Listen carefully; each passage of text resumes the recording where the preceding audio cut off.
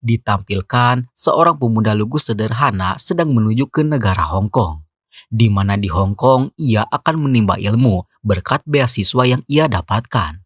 Diketahui bahwa pemuda yang bernama An Ju-yong ini lahir dari keluarga biasa saja. Bahkan ada yang mengatakan jika untuk makan saja mereka mengandalkan penghasilan sehari-hari.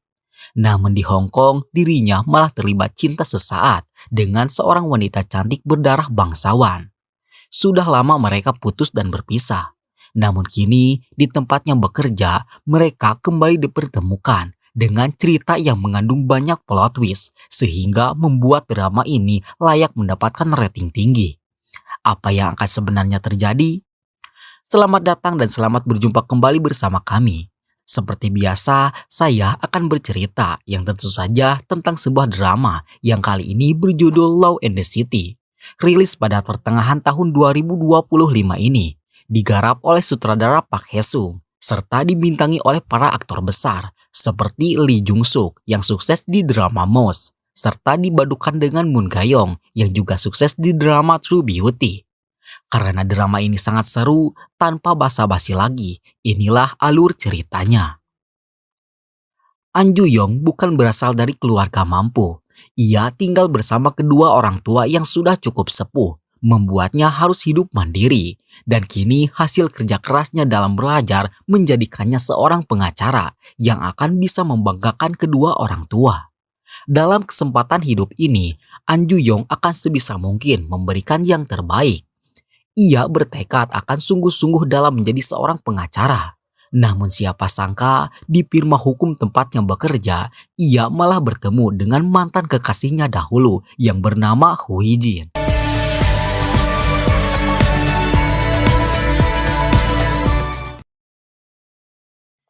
An Ju-yong juga memiliki beberapa teman.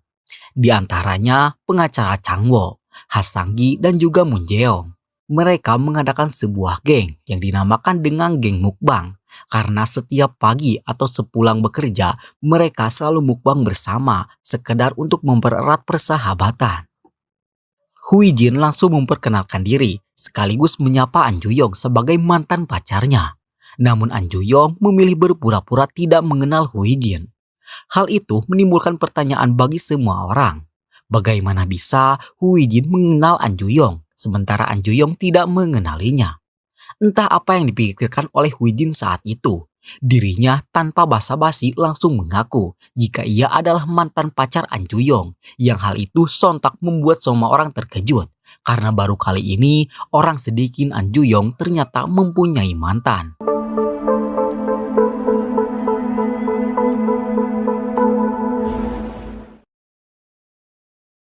Sementara itu, kita diperlihatkan sebuah pertemuan yang dihadiri oleh orang-orang yang memiliki firma hukum yang sangat terkenal. Pimpinan dari pertemuan itu bernama Kim Hyung-min. Mengajak semua orang untuk menyatukan firma hukum mereka, yang tentu saja hal itu akan membuat An Ju-yong dan Hu Hee-jin akan selalu bekerja bersama. Di kemudian harinya, di saat sedang di lift, An Ju-yong akhirnya membahas tentang hubungan mereka dan meminta Hu Hee-jin agar bersikap biasa saja, jangan merasa bangga karena telah menjadi mantan dirinya. Mendengar hal itu, sontak Hu Hee-jin pun kesal karena bukan itu yang ia maksud. Hari itu, seorang saudagar kaya menagih hutang kepada seseorang yang telah sekian lama menunggak. Si pemilik hutang memilih bersembunyi bersama kedua anaknya di saat si penagih terus berusaha mendobrak pintu rumah. An Ju-yong yang sangat profesional dalam bekerja tak peduli kliennya salah atau benar. Yang meminta jasa pengacara kepadanya akan tetap ia perjuangkan. Dan di waktu yang sama pula, si pemilik hutang yang merasa tidak mendapatkan keadilan berkonsultasi kepada Hu Hee-jin tentang permasalahannya. Dalam kasus ini, yang namanya hutang harus dibayar. Dan si pemilik hutang akan membayarnya, namun tidak ingin rumahnya harus disita. Mengingat rumahnya adalah rumah subsidi dari pemerintah.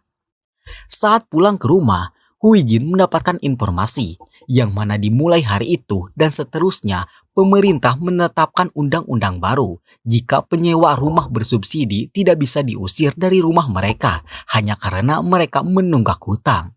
Huijin lantas langsung bergegas memberitahu orang yang mempunyai hutang tentang undang-undang baru tersebut. Dan saat sidang dimulai, An Juyong dengan kepintarannya berhasil membuat hakim yakin jika rumah sepemilik hutang bisa dirampas sebagai pengganti hutang yang menunggak. Namun saat itu, si pemilik hutang menunjukkan undang-undang baru dari pemerintah soal nasibnya. An Juyong yang melihat hal itu seketika terkejut. Dan ternyata surat itu diberikan oleh Huijin kepada si pemilik hutang. Sehingga kini kasus itu tidak bisa dilanjutkan dan pihak An Juyong dinyatakan kalah, dikalahkan oleh Huijin secara diam-diam.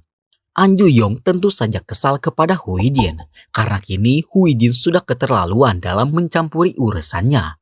Namun Huijin bersikeras jika ia tidak ikut campur, melainkan dirinya hanya menegakkan keadilan dari pemerintah untuk menolong orang-orang yang tidak mampu.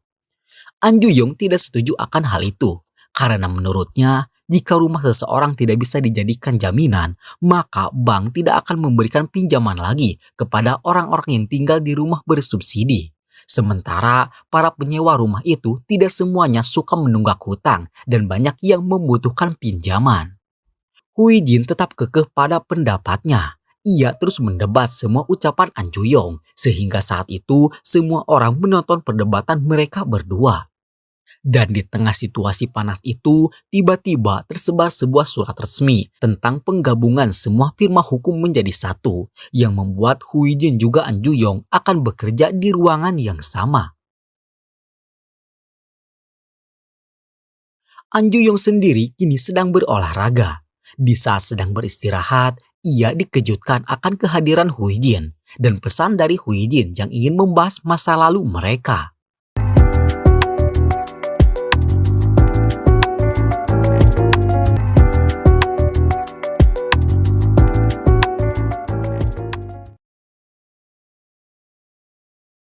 Hari itu adalah hari pertama semua firma hukum disatukan menjadi sebuah nama, yakni firma hukum Kyungmin.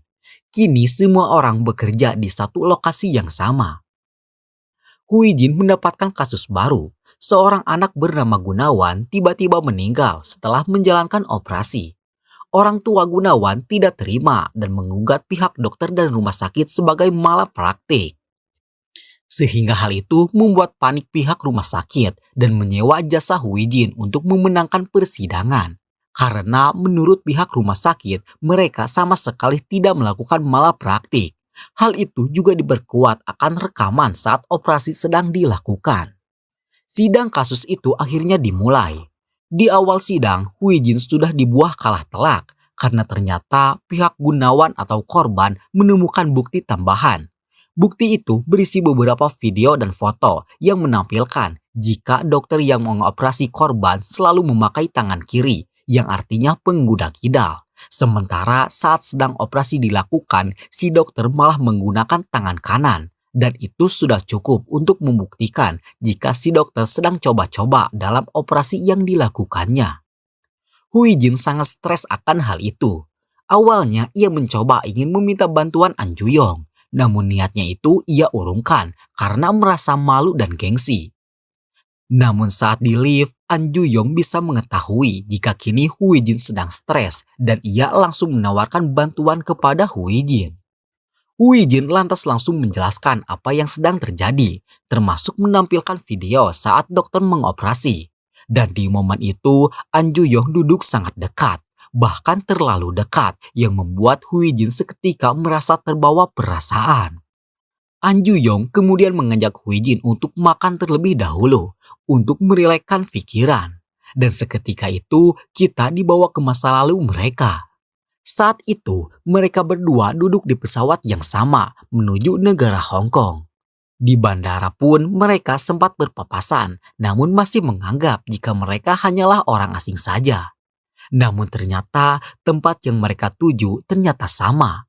An Juyong mengira jika Huijin adalah orang Hong Kong yang kebetulan sedang bersama. Begitupun Huijin yang menganggap jika An Juyong adalah pribumi. Setibanya di tempat An Juyong akan ngekos, betapa terkejutnya ia tatkala ternyata Huijin juga akan ngekos di tempat yang sama. Kamar yang disewa oleh An Juyong sangat sempit dan mengharuskannya satu kamar bersama orang asing. Merasa tak ada tempat untuk istirahat, An Ju-yong pun pergi untuk makan. Dan ternyata Hui Jin juga sedang ada di sana. Dan untuk pertama kalinya, An Ju-yong pun menawarkan makan bersama kepada Hui Jin. Kembali ke masa sekarang, di saat sedang makan bersama itu, mereka dikejutkan akan kedatangan seseorang. Dan ternyata orang itu adalah suami Moon Jeong. Suami Moon Jeong adalah seorang dokter. Dan kedatangannya ke sana hasil permintaan dari An Ju-yong yang ingin agar suami Moon Jeong itu menjelaskan permasalahan Hui Jin. Setelah menonton rekaman operasi dan foto si dokter yang menggunakan tangan kidal, suami An Ju-yong akhirnya menyimpulkan jika hal itu biasa saja terjadi saat operasi. Karena menurutnya saat dokter berhadapan dengan asistennya sangat tidak bisa jika mereka menggunakan tangan yang posisinya akan berhadapan. Dan untuk itu para dokter mengharuskan bisa menggunakan dua tangan. Berkat hal itu, kini hubungan Hui Jin dan An Ju-yong mulai membaik. Hingga kita berspekulasi jika mungkin saja mereka akan baikan. Namun nyatanya tidak seperti itu. Hui Jin malah menghancurkan suasana. Saat itu, An Ju-yong sedang menghadiri sidang perceraian. Di sana wajah sedih tiba-tiba muncul dari wajah An Ju-yong yang tatkala mendengar jika lawannya bernama Park Soo-jong. Apa yang sebenarnya terjadi?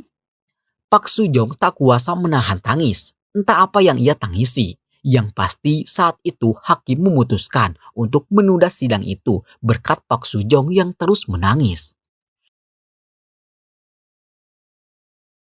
Di luar, Hui Jin yang kebetulan sedang ada di sana menyambut An Ju-yong dengan senyum manis.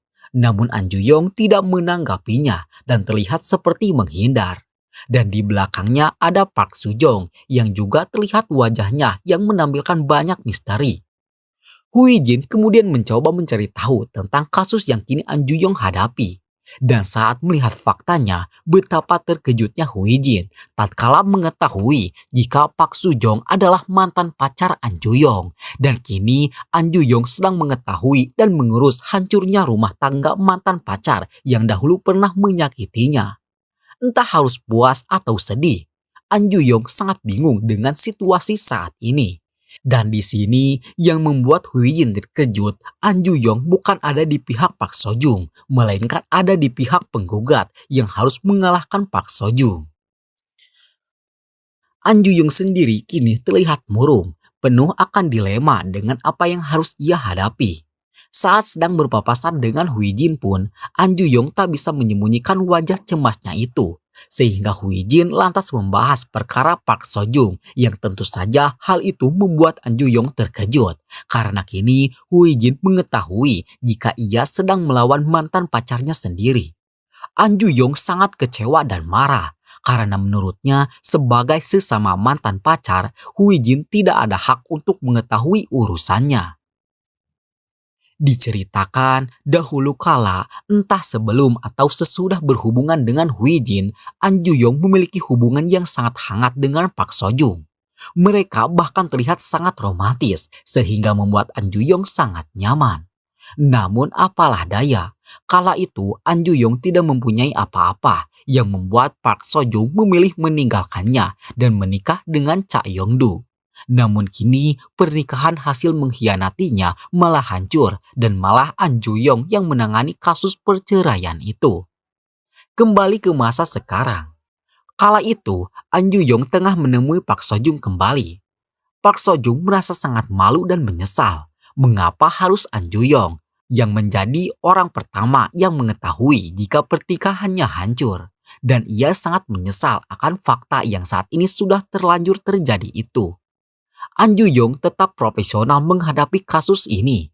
Ia bahkan menyarankan agar Park Seo-jung bisa membuktikan jika dirinya tidak bersalah. Karena dalam kasus ini, An Ju-yong tidak akan melibatkan perasaan dan akan tetap profesional sebagai seorang pengacara yang harus memenangkan kliennya.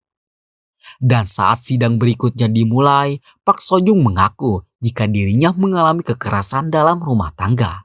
Akan tetapi saat hakim meminta bukti, Park Seo-jung tidak ingin menunjukkan bukti yang diminta, sehingga An Ju-yong bisa memenangkan Cha Yong-du dalam tindak gugatan cerai ini.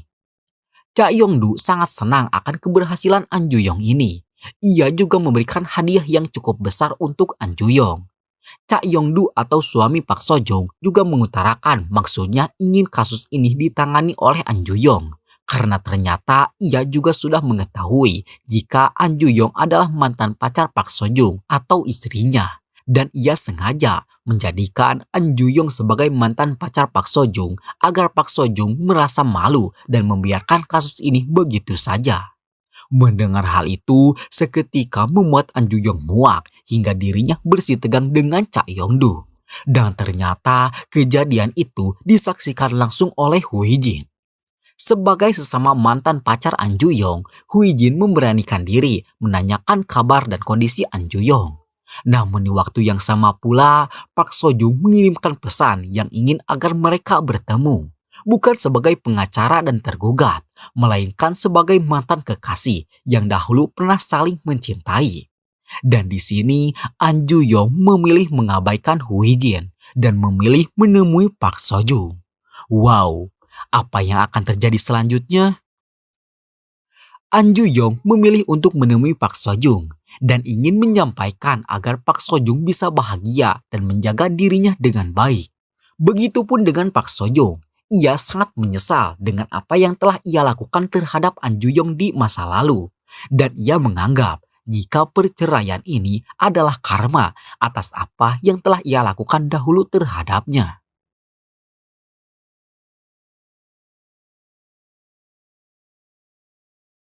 Sementara itu, Hu Yijin sendiri sedang merasa gelisah karena ia sudah terlalu dalam untuk ikut campur dengan urusan An Juyong.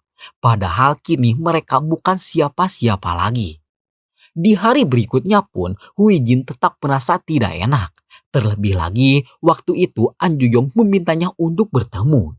Hu Yijin seketika panik dan menyangka jika mungkin saja An Juyong akan marah. Hingga saat bertemu, ia pun langsung meminta maaf karena telah lancang ikut campur ke dalam urusan An Juyong. Namun di sini, An Juyong sama sekali tidak marah. Ia bahkan memberikan beberapa makanan sebagai tanda terima kasih atas perhatian yang telah Hu Yijin berikan untuknya. Cerita kemudian berpindah. Kita diperlihatkan Moon Jeong yang kala itu baru mengetahui jika kini dirinya sedang hamil. Moon Jeong tak begitu tahu apa yang harus ia rasakan, entah senang atau sedih. Namun yang pasti dirinya terlihat berat dalam menerima fakta kehamilan itu. Sementara itu, pengacara Chang Wo mendapatkan tugas yang agak nyeleneh, yang mana saat itu direkturnya meminta Chang Wo untuk bertemu secara langsung. Bukan untuk menangani kasus, ia ditugaskan untuk menghibur anak salah satu pejabat yang saat itu masuk penjara. Dan ia harus melakukannya setiap hari. Anak pejabat itu cukup membuat Chang Wo jengkel.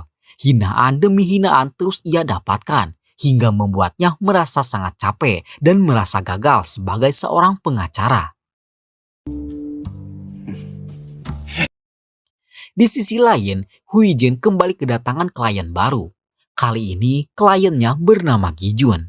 Gi Jun dituduh mencuri. Namun ia tidak mengakui pencurian itu karena kejadiannya saat dirinya sedang mabuk. Hu Yijin memilih untuk menyelidikinya secara langsung. Namun sayang, pemilik toko enggan memberikan rekaman CCTV tanpa surat izin dari kepolisian. Mendapatkan surat izin dari kepolisian sangatlah sulit. Dan untuk itu, Hu Yijin pun bersikeras mendapatkan rekaman CCTV itu tanpa surat izin polisi. Dengan cara terus makan di restoran tersebut, sekedar untuk meluluhkan hati sang pemilik restoran. Sementara itu, entah mengapa An Juyong merasa kehilangan. Karena ternyata sudah beberapa hari ini Hu Yijin tidak ikut mukbang bersama semua orang. Dan hal itu cukup menimbulkan pertanyaan besar untuk An Juyong. Terlebih lagi, di waktu itu, Chang Wo mendapatkan panggilan dari seseorang mengenai kabar Hu Yijin. Orang yang menelpon itu ternyata si pemilik restoran yang kebetulan cukup akrab dengan Chang Wo. Si pemilik restoran meminta Chang Wo untuk membawa Hu Yijin pergi. Namun Chang Wo malah ikut membantu Hu Yijin dalam mendapatkan rekaman CCTV itu. Beberapa hari ke depan, keduanya terus makan di restoran tersebut. sehingga membuat An Ju-yong yang melihat kedekatan mereka merasa cemburu dan mengira jika mungkin saja Chang-woo menyukai Hu Jin. Mungkin saja kecurigaan An Ju-yong itu ada benarnya, karena saat sedang makan, Chang-woo terlihat membawa perasaan dalam membantu Hu Jin. Entah apa yang akan terjadi. Namun dimulai saat ini perasaan di antara Hu Jin, An Ju-yong dan juga Chang-woo ditambah seseorang yang akan sebentar lagi muncul akan menciptakan sebuah plot twist yang sangat sulit untuk ditebak. Kembali ke cerita, di hari itu si pemilik restoran akhirnya mau memberikan rekaman CCTV tersebut. Dan di rekaman itu terlihat sangat jelas jika Gi Jun dalam kondisi mabuk membawa arloji yang tertinggal di meja makan. Sehingga kini Hu Jin sangat sulit untuk memenangkan kasus Gi Jun. Hu Jin menyarankan agar Gi Jun menyerahkan rekaman itu ke polisi dan meminta maaf sekaligus mengganti rugi ketimbang harus berbohong dengan bukti yang sudah jelas. Sementara itu, An Ju-yong merasa lega setelah mengetahui jika Hu Jin telah selesai dengan kasus Gi Jun, yang artinya Chang-woo tidak akan menemani Hu Jin lagi untuk makan berdua. Dan di momen ini, secara mendadak, An Ju-yong yang dahulu bersikap dingin dan cuek kepada mantan pacarnya itu, kini nampak terlihat mulai kembali menyukai Hu Jin. Bahkan di waktu itu, An Ju-yong menagih janji Hu Jin yang katanya ingin mentraktir makan An Ju-yong. Dan sepertinya An Ju-yong takut kalau Hu Jin akan direbut oleh Chang-woo. Masalah besar justru kini sedang dihadapi oleh Ha Sang-gi. Diceritakan Ha Sang-gi adalah anak pertama dari Hankook Group, sebuah perusahaan besar yang sangat terkenal. Kini dirinya dianggap telah memanipulasi hukum. Dengan tuduhan Ha Sang-gi masuk sebagai pengacara lewat jalur uang, bukan jalur prestasi. Hal itu cukup membuatnya stres, ditambah kini banyak bajar yang terus menerornya. Sementara itu, Hu Jin dan An Ju-yong mendapatkan tugas baru, yang kali ini mereka diharuskan untuk bersama. Seorang DJ, kita sebut saja DJ Panda, melihat bosnya memukuli salah satu pegawai. Hal itu membuat DJ Panda langsung menghubungi polisi. Namun bukannya mendapatkan sanjungan atas perilakunya itu, DJ Panda malah dipecat sehingga ia meminta Hu Jin juga An Ju-yong untuk membawa kasus pemecatan secara sepihak itu ke jalur hukum. Karena kurangnya bukti, Hu Jin pun mengajak An Ju-yong untuk mengunjungi klub tempat DJ Panda bekerja. Hu Jin berdandan cukup barbar yang membuat An Ju-yong cukup terpana. Dan setibanya di dalam klub, Hu Jin langsung dikerumuni banyak pria sehingga membuatnya tak nyaman. Namun untung saja An Ju-yong berhasil melindunginya. Namun setelah itu, An Ju-yong malah keasikan joget bersama wanita lain.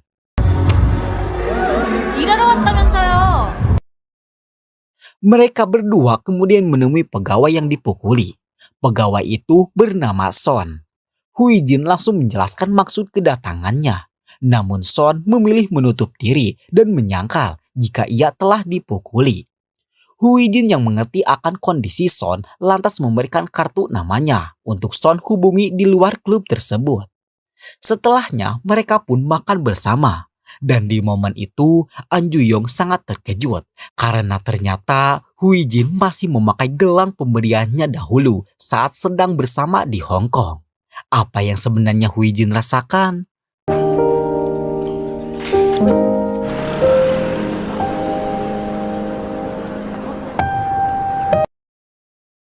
Mereka kemudian pulang bersama menaiki sebuah bus. Di situasi itu, Hu Jin merasakan sesuatu yang tak wajar dan sepertinya ia mulai kembali menyukai An Ju-yong. Benarkah akan seperti itu? Di hari berikutnya, sidang pertama DJ Panda pun dimulai. Sidang dimulai dengan memberikan beberapa bukti yang dimiliki oleh DJ Panda. Bukti-bukti itu cukup kuat untuk membuktikan kekerasan dalam dunia kerja. Lee Dong-soo atau pemilik bar menyangkal semua tuduhan itu, hingga membuat An Ju-yong akhirnya menunjukkan jati dirinya sebagai pengacara yang bisa menyerang mental lawan. Bukti kedua juga ditampilkan, yakni kesaksian Son saat dipukuli oleh pemilik bar atau Lee Dong-min. Hal itu membuat keduanya menang telak di persidangan, yang membuat Ibu Hyung Min sangat takjub akan kebersamaan An Ju Yong dan Hui Jin itu. Di waktu yang sama pula, Moon Jae-yong akhirnya mau melakukan USG. Hasil USG itu menampilkan jika bayi yang dikandungnya sehat. Hal itu cukup membuatnya senang. Namun hal itu pula membuatnya juga sedih karena ia harus secepatnya istirahat dari dunia pengacara.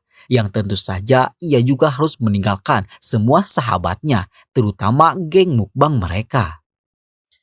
Sementara itu, kasus yang menyangkut nama Hasanggi kini makin rumit. Banyak komentar pedas yang menuduhnya telah memanipulasi ijazah, seperti yang sedang ramai di negara tercinta.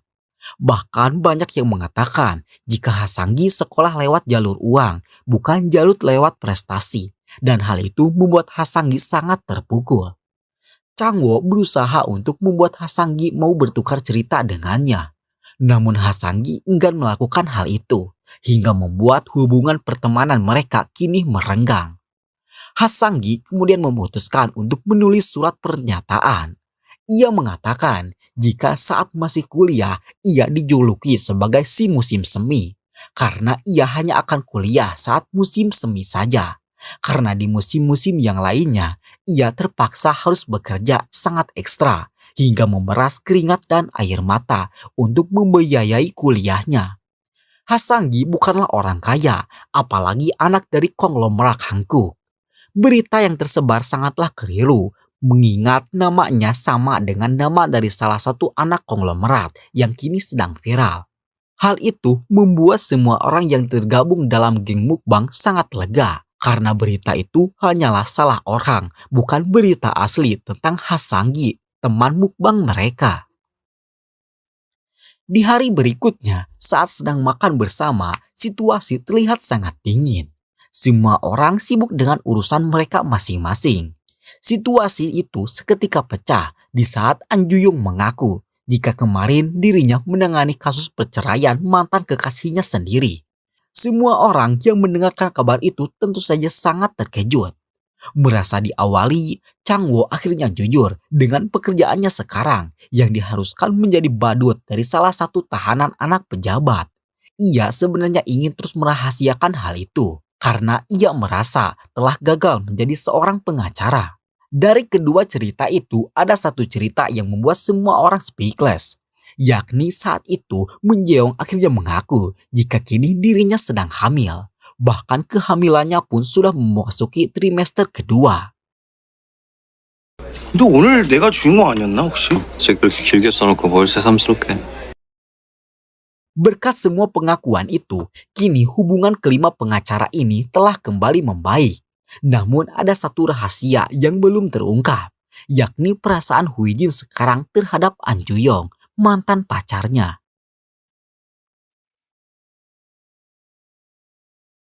Setelah mengakui kehamilan itu kepada teman mukbangnya, kini Moon Jae-yong akhirnya memberitahu suaminya tentang kehamilan itu. Namun naas, sang suami yang bernama Jisuk terlihat tidak menanggapi kabar bahagia itu. Bahkan Jisuk memilih menutup telepon tersebut yang membuat Moon Jae-yong sangat bersedih. Moon Jae-yong lalu pulang dalam situasi hati yang sangat hancur. Bahkan langkah kakinya pun terasa hampa untuk pulang dan bertemu dengan suaminya. Namun setibanya di luar, Jisuk tiba-tiba datang dan langsung mengkhawatirkan kondisi Moon Jae-yong. Bahkan mulai saat ini, ia akan menjemput dan mengantar Moon Jae-yong demi menjamin keselamatan Moon Jae-yong dan sang jabang bayi. Setibanya di rumah, Moon Jae-yong ingin melakukan sesuatu. Ia meminta agar dirinya ada di atas Jisuk dan Jisuk yang di bawah. Entah apa yang akan mereka lakukan.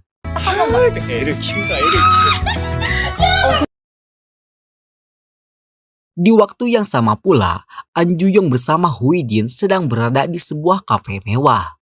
Sebuah lagu piano mengingatkan mereka ke masa lalu. Waktu itu masih di Hong Kong, di sebuah malam, keduanya terlihat tergesa-gesa untuk menghadiri sebuah acara. Saking rusuhnya membuat Hui Jin terjatuh, yang membuat An Ju Yong langsung menggendongnya agar tidak terlambat. Dan di momen itu, mereka berdua masih belum akrab. Waktu itu, Hui Jin bekerja paruh waktu sebagai seorang pianis kafe. Dan di setiap kali Huijin perform, An Ju-yong selalu menunggunya dengan setia. Seusai perform, An Ju-yong yang tahu jika kaki Huijin terkilir berusaha mengobatinya. Namun hal itu justru membuat keduanya sangat dekat hingga membuat Huijin merasa baper. Karena waktu itu mereka belum berpacaran. Cukup lama bagi mereka menahan rasa cinta masing-masing. Hingga di saat An Ju-yong akan kembali ke Korea, ia yang sudah tak tahan lagi akhirnya mencium Huijin. Namun ciuman itu belum memiliki arti apapun. Karena di hari berikutnya, An Ju-yong terlebih dahulu pergi ke Korea sebelum menjelaskan tentang ciuman itu.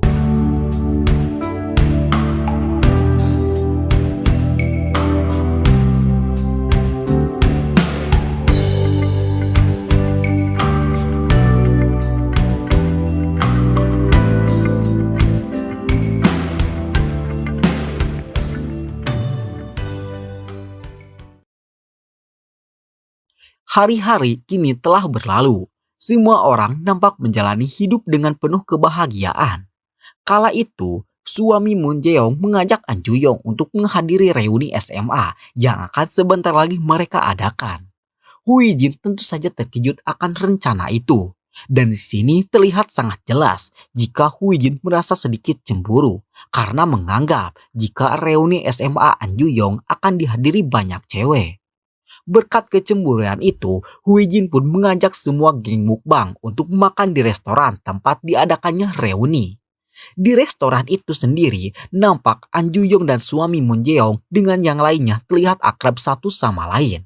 Hingga di saat rombongan Huijin datang, salah satu teman An Ju-yong yang bernama Eddie Kim menyadari jika Huijin adalah wanita yang selalu An Ju-yong curhatkan kepadanya. An Ju-yong yang mendengar hal itu tentu saja panik karena tak ingin jika Huijin mengetahui kalau dahulu ia begitu sangat menyukainya. An Ju-yong pun lantas langsung menyangkal ucapan Eddie Kim itu. Mendengar bantahan itu, Eddie Kim merasa ada kesempatan dan meminta agar An Ju-yong memperkenalkannya kepada Huijin. Dan hal itu membuat An Ju-yong seketika panas. Karena rumah mereka kebetulan satu arah, An Ju-yong pun kemudian pulang bersama Huijin. Saat menunggu bus, Huijin yang tadi diam ternyata sudah mendengar perkataan Eddie Kim tentang An Ju-yong yang suka menceritakan tentangnya saat di Hong Kong. Ia kemudian meminta penjelasan dari An Ju-yong dan ia menanyakan momen favorit yang tidak bisa An Ju-yong lupakan saat mereka masih bersama di Hong Kong dahulu, sehingga An Ju-yong selalu menceritakannya kepada teman-temannya. An Ju-yong sempat terdiam dan ia merasa malu. Namun momen yang membuat An Ju-yong tidak bisa melupakan Huijin terjadi ketika saat itu Huijin tertarik akan sebuah gelang. An Ju-yong sebenarnya juga tidak memiliki cukup uang untuk membeli gelang itu. Namun karena waktu itu ia sudah sangat menyukai Huijin, ia pun memutuskan untuk membeli dan memberikan gelang itu untuk Huijin. Kala itu, Huijin sangat mensyukuri momen-momen kebersamaan itu.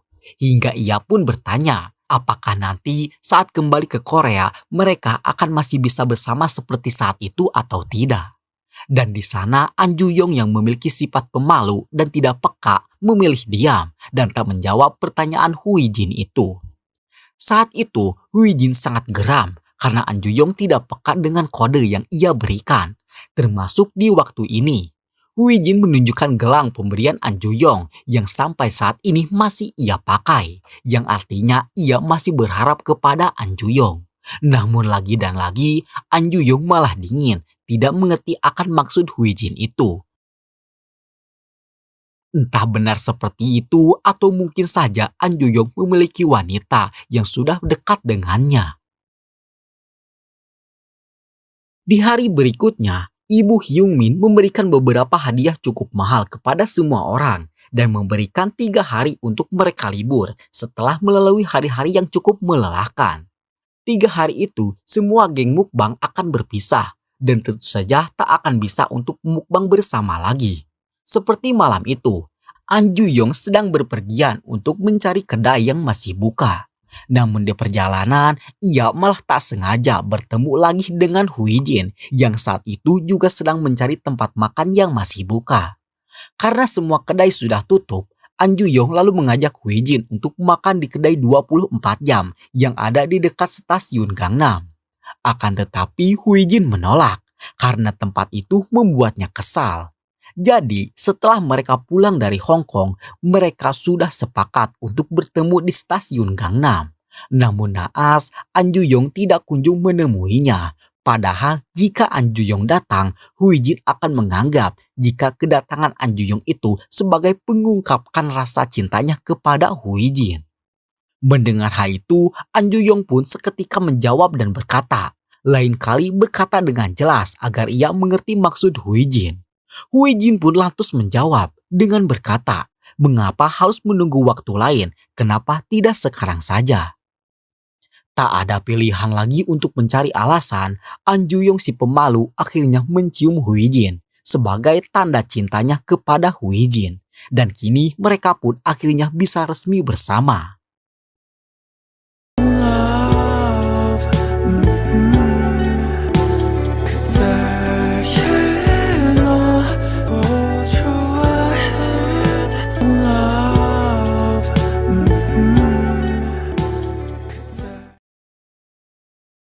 Walaupun kini sudah resmi bersatu kembali, An Ju-yong tetap ingin merahasiakan hubungan itu dari geng mukbang. 딱 됐네. 먹자.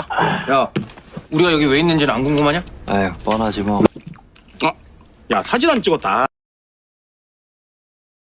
Akan tetapi, konflik yang benar-benar seru baru saja akan dimulai. Saat itu, An Ju-yong ingin menelpon Hui Jin, namun Hui Jin malah mencuekannya, yang tentu saja menimbulkan pertanyaan besar untuk An Ju-yong. Hui Jin sendiri kini sedang menghadapi kasus yang sangat sulit, yang mana saat itu ayahnya ditangkap polisi atas dugaan penipuan. Hui Jin lantas langsung bergegas untuk menemui sang ayah. Namun di kantor polisi, sang ayah memilih tidak ingin menemui anaknya itu.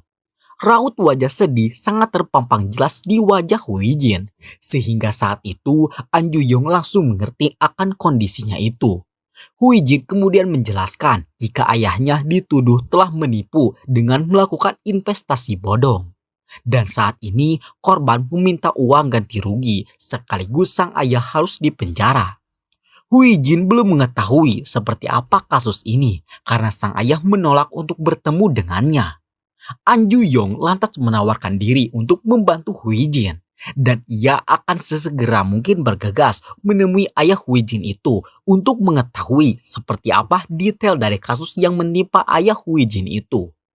Dengan bantuan An Ju-yong tersebut, ayah Hui Jin akhirnya mau buka suara.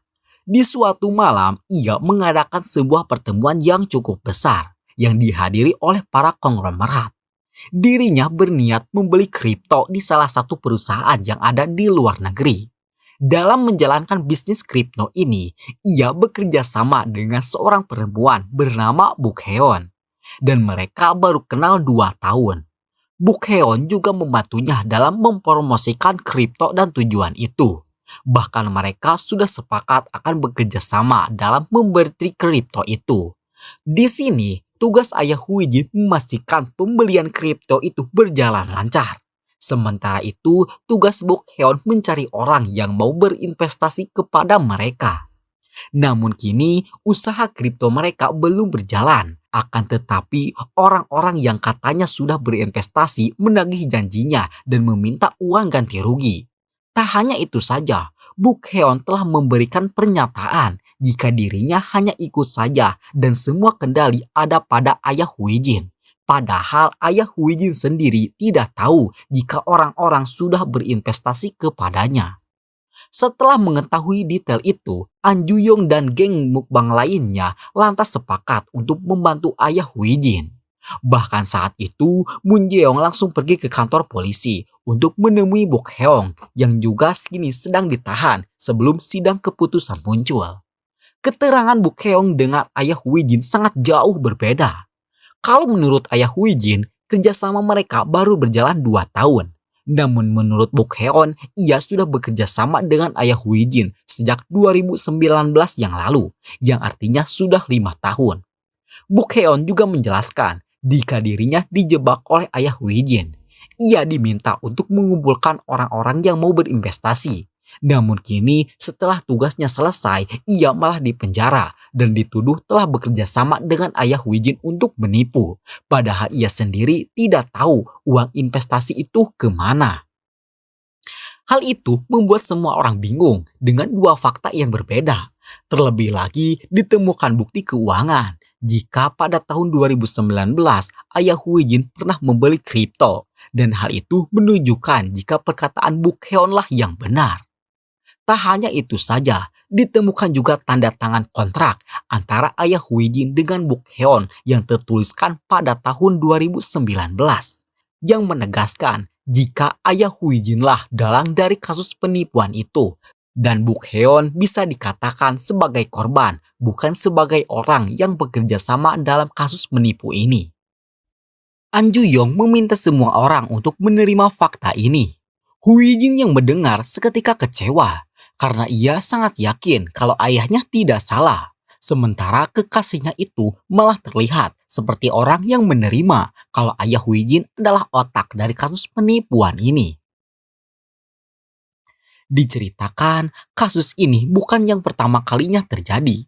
Dahulu juga ayah Huijin pernah dituduh menipu. Bahkan saat itu, sang ayah harus bangkrut karena perusahaannya dijual untuk mengganti kerugian korban. Padahal waktu itu, ayah Huijin hanyalah dijebak oleh saudaranya. Dan kini, setelah perusahaannya bangkit kembali, lagi dan lagi kasus ini terjadi. Dan hal itu menimbulkan pemikiran, apakah ayah Huijin memang benar menipu atau memang ditipu? Akan tetapi An Ju-yong yang mendengar cerita itu menemukan sedikit celah. Kalau dilihat dari cerita Huijin yang berkata jika ayahnya pernah bangkrut, Buk Heon pasti mengetahui kebangkrutan itu. Sedangkan ayah Huijin mengaku baru mengenal Buk Heon 2 tahun yang lalu atau pada tahun 2023. Dan di sini sangat jelas jika kerjasama kontrak antara Buk Heon dan ayah Huijin adalah kerjasama palsu. Singkat ceritanya, hari sidang putusan pun tiba. An Ju-yong tanpa basa-basi langsung menampilkan bukti tanda tangan kontrak palsu. Dilihat dari sini, nomor seri izin usaha yang ada pada tanda tangan kontrak adalah nomor seri izin usaha perusahaan yang bangkrut. Sedangkan perusahaan yang baru memiliki nomor seri yang berbeda. Hal itu membuktikan jika Buk Heon menggunakan kontrak palsu sebagai senjata untuk menuduh ayah Huijin. Tak hanya itu saja, Changwo yang juga memiliki perasaan suka kepada Huijin sangat bersemangat dalam membela ayah Huijin, sehingga ia berhasil mematahkan mental Buk Heon. Buk Heon, hakim dan juga semua orang tentu saja terkejut. Bahkan saat itu, korban yang mengajukan gugatan akhirnya berkata jujur kalau ia disuruh oleh Buk Heon untuk menuduh ayah Huijin. Sehingga kini jelas kalau Buk Heon lah yang salah, bukan ayah Huijin.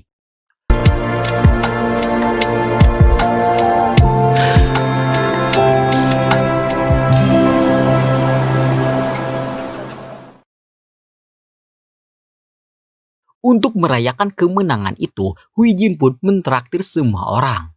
Namun di momen itu, baik Huijin maupun An Ju-yong tidak bisa menyembunyikan hubungan mereka. Sehingga kini semua orang pun tahu kalau mereka berdua sudah resmi berpacaran. Semua orang tentu saja sangat senang. Namun tidak untuk Changwo, yang ternyata selama ini juga sudah menyimpan rasa suka kepada Huijin. Akankah Changwo merelakan Huijin begitu saja? Changwo benar-benar terpukul akan kabar resminya hubungan antara Huijin dengan An Ju-yong itu.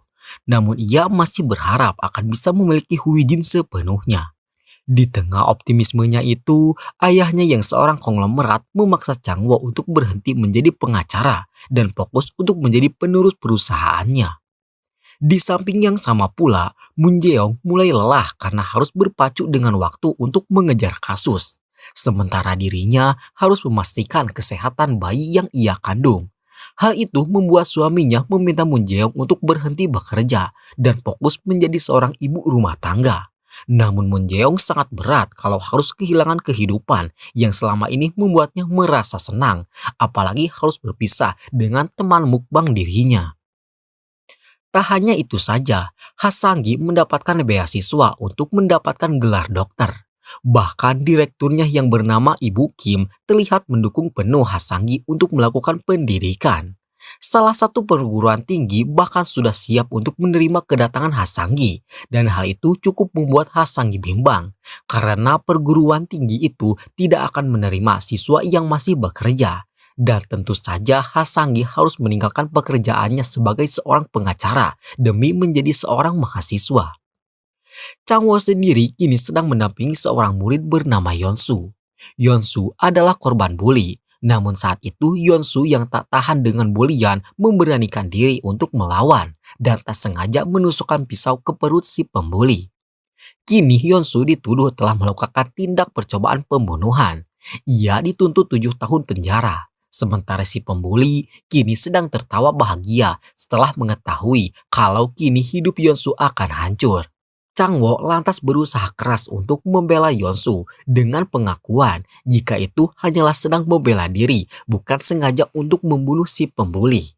Namun menurut polisi hal itu cukup sulit dan jalan satu-satunya hanyalah Yeonsu harus mengaku dan siapa tahu hukumannya cukup ringan. Changwoo sangat bersemangat karena ini adalah kasus terakhir yang akan ia hadapi. Namun sayang, direkturnya malah menyuruh Changwoo untuk meninggalkan kasus Yeonsu karena menganggap jika kasus Yeonsu tidak ada uangnya. Dan ia disuruh untuk membela seorang murid lainnya yang dalam hal ini si murid telah melakukan tindak bully. Namun ayahnya tak ingin anaknya itu dipenjara dan ia akan memberikan uang yang cukup besar asalkan firma hukum Changwoo bisa menang di persidangan nanti. Changwoo sangat muak akan direkturnya itu, namun ia tak bisa berbuat banyak mengingat ia adalah seorang karyawan. Di waktu yang sama pula, Moon Jae-young tiba-tiba pingsan. Kini ia sudah dirawat di rumah sakit. Kondisinya sangat lemah akibat terlalu capek. Dan dokter menyarankan agar Moon Jae-young banyak istirahat, mengingat kini kondisi kehamilannya sangatlah lemah.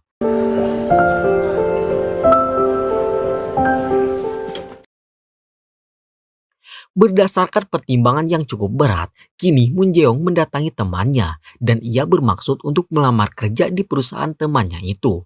Mengingat di perusahaan itu ia bisa menitipkan anak dan jika ia bekerja di sana maka ia bisa dekat dengan anaknya nanti tanpa harus kehilangan pekerjaan yang sangat ia cintai. Sementara itu, sidang kasus Yeonsu akhirnya dimulai.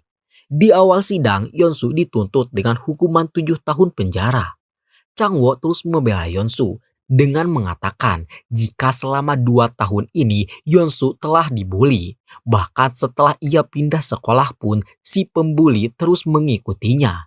Dan kini setelah ia berani melawan, dirinya malah justru harus dipenjara padahal ia hanya bermaksud untuk menyelamatkan diri saja. Jaksa penuntut yang melihat kenyataan itu merasa iba. Dan ia pun menuntut Yeonsu untuk dipenjara 3 tahun dan penjaranya akan ditangguhkan selama 2 tahun. Yang artinya Yeonsu masih bisa mengikuti ujian akhir sekolah sebelum ia dipenjara. Changwoo sangat terkesan akan tuntutan jaksa itu. Dan di sini ia mulai berpikir akan menjadi seorang jaksa yang bisa membela yang lemah dan memberikan hukuman kepada orang yang benar-benar jahat. Tidak seperti sekarang yang ia harus terpaksa membela yang jahat hanya karena uang. Kasus berat juga dihadapi oleh An Ju-yong. Pagi itu ia kedatangan ibu-ibu bernama Yeni. Menurut kesaksian Yeni, suaminya telah meninggal dunia akibat bundir. Bundir di sini diakibatkan karena tekanan kerja dari perusahaannya. Bahkan perusahaan itu tidak akan memperbolehkan suaminya pulang sebelum target hariannya tercapai. Dan hal itu membuat sang suami depresi sehingga nekat untuk bundir. An Ju-yong sangat antusias mendapatkan kasus ini. Namun direkturnya berkata lain. Perusahaan yang berkaitan dengan suami Yeni justru juga meminta bantuan firma hukum An Ju-yong untuk membela diri. Dan mereka siap memberikan uang sebesar apapun itu, asalkan perusahaannya selamat. Hal itu tentu saja membuat An Ju-yong muak, Namun ia tetap profesional dan menjalankan tugasnya sehingga kini tuntutan Ibu Yeni ditolak dan perusahaan yang membuat suami Ibu Yeni meninggoy bebas dari tuntutan apapun.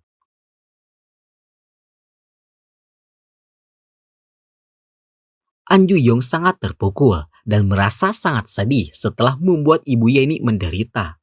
Dan dalam kondisi itu, Hui Jin mampu hadir dan mengerti akan perasaan An Ju-yong. Ia tidak menyalahkannya, namun ia justru mendukung semua pekerjaan An Ju-yong. Di pagi berikutnya, kantor kedatangan seorang bapak tua bernama Pak Wan-su. Kedatangannya ke sana untuk menggugat tanah yang diambil oleh perusahaan swasta, padahal tanah itu adalah hak dirinya. An Ju-yong meminta bukti surat tanah, namun Pak Mansu hanya membawa selembar kertas. Bukan surat tanah, melainkan hanyalah peta lokasi denah tanah yang dimaksud. Hal itu membuat An Ju-yong dan juga Moon Jae-yong cukup sulit untuk bisa menggugat tanah tersebut. Mereka pun memutuskan untuk melihat secara langsung tanah tersebut. Di desa tersebut, Pak Mangsu sangat ditakuti dan sangat disegani oleh penduduk desa. 직접 봐야 안다고 하는데 뭐 별 수 있어? Setelah melihat tanahnya secara langsung, mereka menyadari sesuatu, yang mana tanah yang mereka lihat dengan tanah yang ada di peta Pak Mansu ukurannya berbeda jauh dan jumlah luasnya sangatlah jauh. Hal itu membuat mereka curiga kalau Pak Mansu berbohong dan sedang mengaku-ngaku tanah orang sebagai tanah dirinya. Mereka pun lantas langsung memanggil Pak Mansu. Moon Jae-yong langsung berkata jika mereka tidak bisa menggugat tanah itu, mengingat surat yang dibawa oleh Pak Mansu tidak bisa menjadi barang bukti. Ditambah isi surat dengan peta yang sesungguhnya yang mereka ukur jauh berbeda, dan mereka yakin jika Pak Mansu telah berbohong.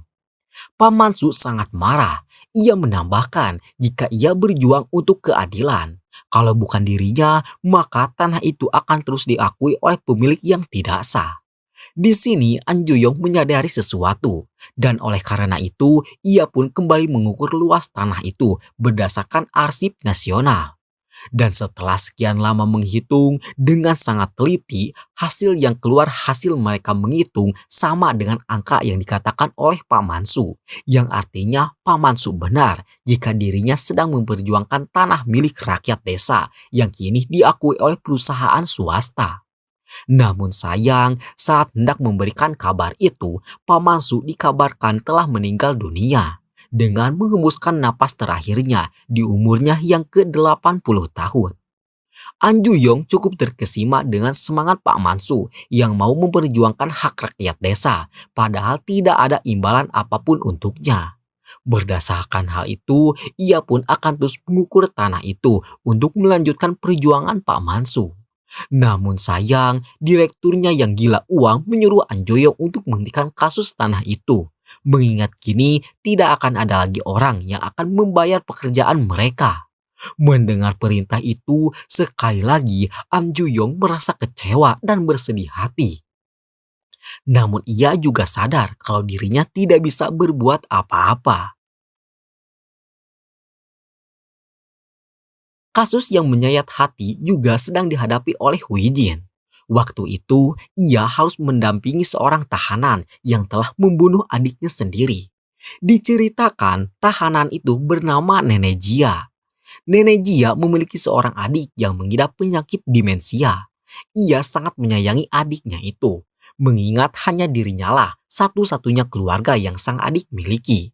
Sudah 10 tahun lamanya ia merawat adiknya itu.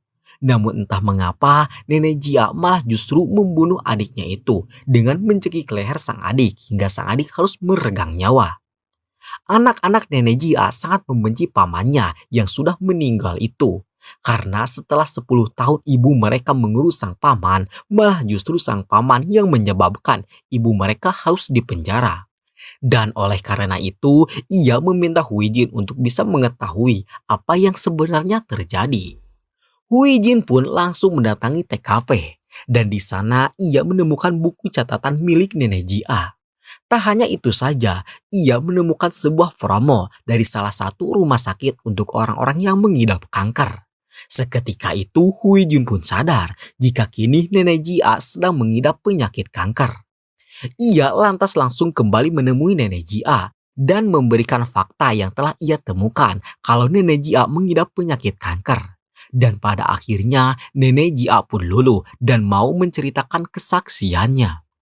Nenek Jia mengaku jika ia sangat menyayangi adiknya. Bahkan ia tak peduli jika harus mengurus adiknya itu selama-lamanya. Namun suatu hari ia divonis pengidap kanker stadium akhir, yang artinya umurnya tak akan lama lagi. Ia tidak takut mati. Yang ia takutkan ia mati sebelum adiknya sembuh. Karena jika nenek Jia mati meninggalkan adiknya yang masih sakit, otomatis kedua anaknya akan mengurus adiknya itu. Dan nenek Jia tidak ingin adiknya itu menjadi beban kedua anaknya. Maka dari itu, ia pun memilih mempateni adiknya sendiri karena tak ingin kedua anaknya membenci pamannya itu hanya karena harus mengurus sang paman. Semua orang yang ada di persidangan dibuat tersentuh akan cerita itu. Huijin memperjuangkan agar nenek Jia mendapatkan keringanan hukuman. Dan untung saja setelah melalui perjuangan panjang, nenek Jia divonis hukuman 10 tahun penjara. Namun hukumannya ditangguhkan 2 tahun, yang artinya nenek Jia bisa bebas 2 tahun dan bisa menikmati sisa-sisa hidupnya bersama kedua anak sebelum dipenjara atau sebelum meninggal dunia. Di sisi yang berbeda, setelah merasa muak dengan sikap direktur yang hanya mementingkan uang, Changwo akhirnya memberanikan diri untuk mengajukan surat pengunduran diri. Sang direktur sangat marah dengan hal itu, mengingat mencari pengacara tidak semudah mencari seorang pegawai pabrik. Namun Changwo tak peduli karena ia kini sudah mempunyai tujuan hidup baru. Shin lalu memperlihatkan kelima pengacara ini yang sedang berkumpul dan sedang mukbang bersama. Mukbang yang biasanya penuh dengan tawa kini telah hilang, diganti dengan mukbang yang sangat sunyi dan diam. Di tengah kesunyian itu, Hasanggi berpamitan dengan berkata kalau ia akan berhenti menjadi pengacara dan akan melanjutkan pendidikan untuk meraih gelar dokter. Perkataan Hasanggi itu dilanjutkan oleh Changwo yang juga akan berhenti dan ia memutuskan untuk menjadi seorang jaksa. 사내변 자리 있다 그래서 붙으면 이직. 응, 그렇게 됐어. Setelahnya, Huijin curhat kepada pacarnya, yaitu An Juyong. An Juyong sangat antusias mendengarkan curhatan itu. Namun ternyata saat itu Huijin juga berencana akan keluar dari firma hukum dan akan menjadi pengacara untuk melayani publik, untuk membela orang-orang yang dipenjara, bukan karena kesalahan yang dibuat. Dan di sini Huijin akan melakukan itu walaupun ia tahu jika dirinya tidak akan menerima sepeser pun uang. An Juyong tersenyum tipis. Ia berkata, apapun yang Huijin lakukan adalah yang terbaik menurutnya, dan An Juyong akan tetap mendukung Huijin. Bahkan jika Huijin salah pun, ia akan tetap mendukungnya. Tak hanya mereka saja yang akan berpisah. Moon Jae-yong juga kini terlihat sedang mengikuti wawancara kerja di perusahaan temannya. Ia sangat menyukai perusahaan itu karena bisa memberikan kenyamanan kepada wanita karir seperti dirinya tanpa merampas peran ibu di hidupnya. Namun setelah ia diputuskan akan diterima di perusahaan tersebut, tiba-tiba ia tidak jadi kerja di sana karena ia sudah sangat menyukai pekerjaannya sekarang. Di awal ia menerima kasus, berpergian jauh untuk melihat kasus hingga sidang yang sangat ia sukai. Dan ia tak bisa kalau harus meninggalkan pekerjaan yang sudah 10 tahun ini ia lakukan. Saat pulang, ia sangat takut kalau suaminya akan marah dengan keputusan itu. Namun ternyata sang suami bahkan akan marah jika Moon Jae-yong bekerja di perusahaan dan tidak mengikuti isi hatinya. Moon Jae-yong sangat tersentuh dengan kedewasaan sang suami. Bahkan ia tak kuasa lagi menahan air mata untuk sang suami yang mengerti seperti Jin-wook. Bukan suami yang terus menuntut ingin dijadikan raja, sementara dirinya terus menjadikan istri seperti seorang babu kerajaan. Tanpa bisa mengerti jika istri adalah ratu dan mereka harus bekerja sama dalam memakmurkan kerajaan kecil yang disebut dengan rumah tangga. Hasanggi kini sedang berpamitan kepada direkturnya.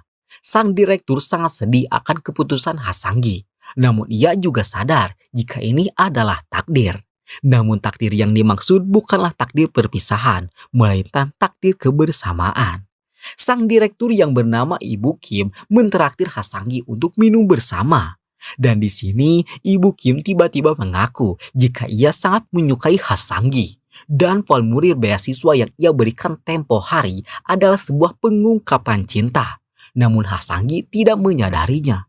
Dalam hati Hasanggi ia berkata, bisa menyadari itu perasaan cinta dari mana? Orang hanya memberikan sebuah kertas formulir saja. Kemudian entah apa yang terjadi di malam itu, namun yang pasti di pagi berikutnya Hasanggi terbangun dengan pakaian yang sudah kemana-mana. Dan tepat di sampingnya ada Ibu Kim yang juga dalam kondisi yang sama. Diceritakan perpisahan tidak hanya terjadi untuk para pengacara saja. Ibu Hyung Min yang dulu menyatukan semua firma hukum kini juga berpamitan. Awal tujuannya ia menyatukan firma hukum untuk menambah kesibukan. Namun kini ia merasa ada sesuatu yang besar yang bisa memberikannya pengalaman baru. Dan oleh karena itu, ia pun berpamitan dan tidak akan mengurus firma hukum lagi. Semua orang tentu saja sedih akan hal itu. Namun mau apa lagi, setiap pertemuan pasti ada perpisahan. Semua orang yang sudah memiliki keputusan kini sudah mengemasi barang mereka masing-masing. Semuanya berpamitan kepada An Ju-yong dan Moon Jae-yong yang kini memilih untuk tetap bertahan.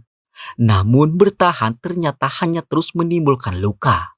Seperti saat itu, direkturnya menyuruh An Ju-yong untuk mewakili perusahaan dalam kasus banding yang diajukan oleh Ibu Yeni atau istri dari mendiang suami yang bundir. An Ju-yong sangat muak dan ia akhirnya berani melawan direkturnya itu. Ia juga akan memperjuangkan kasus sengketa tanah Pak Mansu yang sempat dilarang oleh direkturnya. Namun kini bukan di sana, namun dengan kantornya sendiri. Ya, An Ju-yong memutuskan mengundurkan diri dari firma hukum dan ia akan mendirikan firma hukumnya sendiri.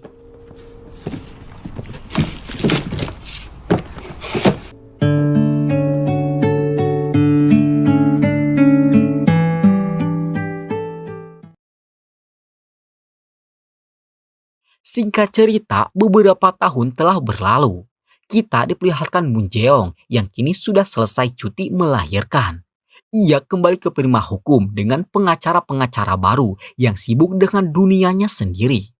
Firma hukum itu kini telah berubah menjadi seperti dahulu lagi, menjadi firma dengan nama masing-masing. Hasanggi kini menjadi mahasiswa teladan. Ia bahkan menjadi mahasiswa yang sangat diandalkan oleh para dosen. Seperti saat itu, ia mengabsen orang-orang yang hadir. Dan di antara para mahasiswa muda, ada Ibu Hyung Min yang juga ikut menimba ilmu di sana. Sepulang kuliah, ia dijemput oleh kekasihnya, yakni Ibu Kim. Dan kini hubungan mereka sangatlah hangat dan romantis. Sementara itu, Chang Wo kini sudah berhasil menjadi seorang jaksa. Dan kini ia sedang berhadapan secara langsung dengan direkturnya di masa lalu.